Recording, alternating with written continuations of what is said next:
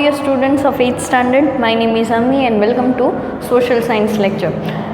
Last lecture we started with chapter number 4, that is how traders became the rulers. First chapter we studied history, second chapter civics, second chapter was from geography, third chapter again was from civics, and this chapter again we will be studying about the history. History, especially this is the history that you will be studying for the first time, because up till now many of the new empires, many of the religious patterns that India was following, all these things you have studied in 6th and 7th standard.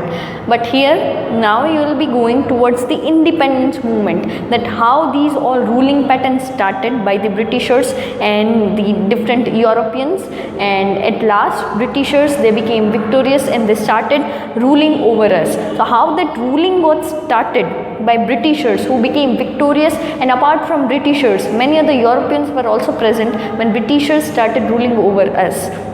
So today I will be covering two topics, that is expansion of British rule in India on Indian subcontinent, and Dalhousie's policy of annexation. These two topics we will be covering today.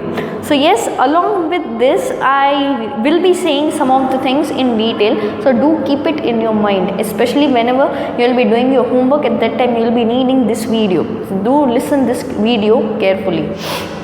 First topic that we will be covering is expansion of British rule in India. Now we got to know in previous lecture that through Battle of Plassey, through the Battle of Buxar that was fought between the East India Company that was present in India, that was the trading company sent by Britishers, British royal family into India, because in Britain monarchy system was prevalent. So Queen Elizabeth I, after her Queen Victoria, she came to the power and she gave the rights to have trade with India. So some of the Dimani rights Britishers, especially the East India Company, they started getting from the Indians, especially from the Indian monarch. So slowly and gradually, first when they came to Surat port. From there onwards, from the western port they went towards the southern India, from southern India they went towards the eastern coastal region, and from these coastal region, from these peninsular regions, they started moving towards the Delhi, that was the capital for the British Empire, that was the capital especially, and later on they made Kolkata their main you can say administrative hub and financial hub, through which many of the transactions they used to do on India's behalf, especially trading relations they used to keep on behalf of India with other neighboring countries in the world, especially many of the oceanic, or you can say Asian countries, they used to Southeast Asian countries, they used to do trading on behalf of India.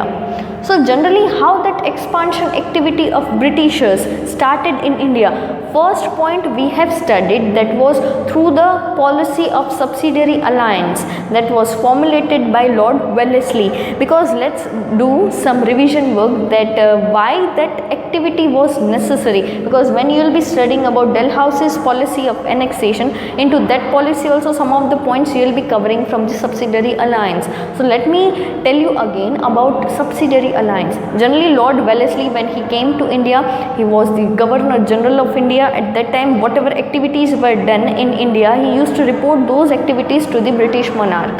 Now being the colonized country that India was at that time, being the imperialist ruler that Britishers were, not just only India, that they exploited financially, economically, or you can say socially also.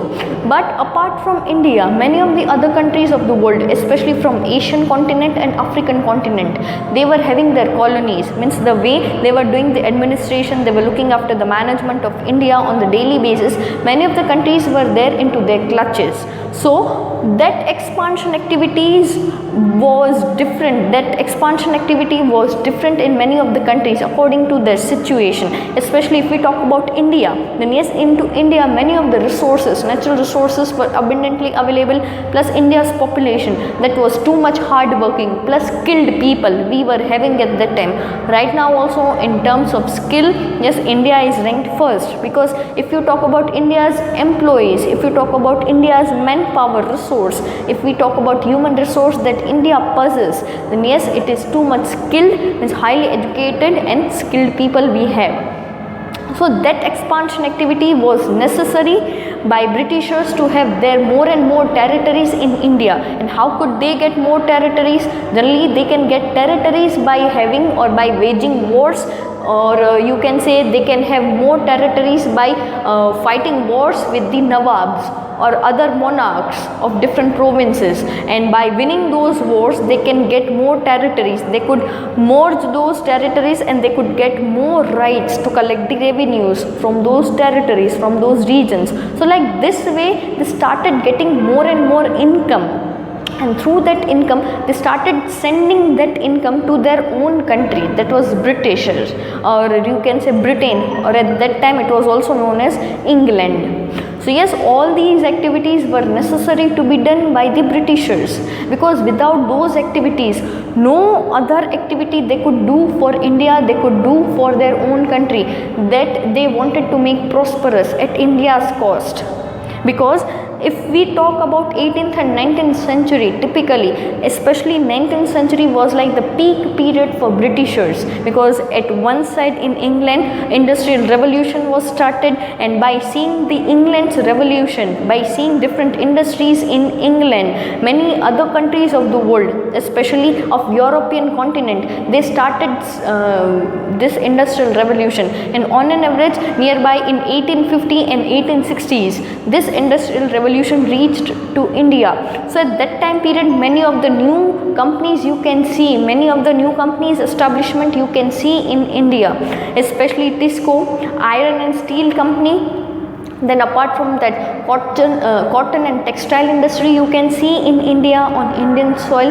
So yes, those industries are thankful those industries we are having in India just only because of the industrial revolution that was brought by England, that was brought by English people, not just only into their country but in many of the other parts of the world.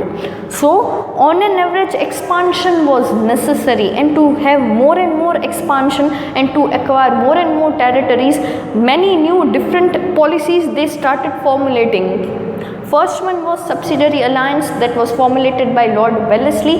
No doubt many of the changes were brought into that policy. Many of the kings, many of the emperors, they combined or they merged or they annexed, they allied their territory with India's territory. But apart from that, many different activities, many different you can say changes were necessary to be brought by Britishers. So later on many new things were started happening by them. So second one was, as a part of that expansion activity, Dalhousie's policy of annexation that was brought by, or that policy was formulated by Lord Dalhousie, who was there in India, or who became the Governor General of India for short time period. But when he was there, when he was present in India, many of the reformal changes or many of the changes, reformal activities were started by him. Especially if we talk about telegram service in India, then if we talk about railway service in India, that was brought by him. Then apart from that, we talk about education, especially the importance to English education. Different subjects knowledge were imparted into English language. So yes, he actually started many of the schools, many of the colleges into India. So all those changes were brought by Dalhousie. No doubt those changes were necessary for India, but those changes were necessary for Britain's sake also, because if they are going to educate Indians, if they are going to educate other people who are not English people, then they can get a lot of help into their business, into their trading activity. That's why it became necessary to civilize Indians. It became necessary to make them aware that what was happening with them, what was surrounding them. So as a part of this activity, Dalhousie's policy of annexation, here also many of the kingdoms, many of the empires were annexed with British Empire. And if they are going to annex, means अगर वो लोग छोड़ते हैं अपना territory, if they are going to merge their territory with British rule or British Empire, then generally whatever or you can say expenses were done by the kingdoms, or if they are ruined, or if they don't have any money to look after their people, then generally they used to be helped by this particular British East India Company. So yes, these were the changes which were brought by Dalhousie's policy of annexation. Apart from that, he was also considered one of the benevolent, or you can say one of the good governor generals who had thought about Indians too, not at large, but somewhere somehow if he had brought those changes, then those changes were indirectly good for India too, especially railways. If we talk about, in 1853 the first railway line got started by Britishers, especially between Bombay to Thane. No doubt it was not that much big, you can say it didn't cover quite big, or you can say large distance, but at least that service was started by them. So yes, those things, especially if we talk about railway, then railway was necessary to send goods to the remote areas of the country, because without sending those goods to those remote areas, generally their loss could be there. So to not to have that loss because of not selling of the goods to the remote regions, they came up with this particular service, that was railway. So yes, that credit goes to Lord Dalhousie, who had brought that change into India.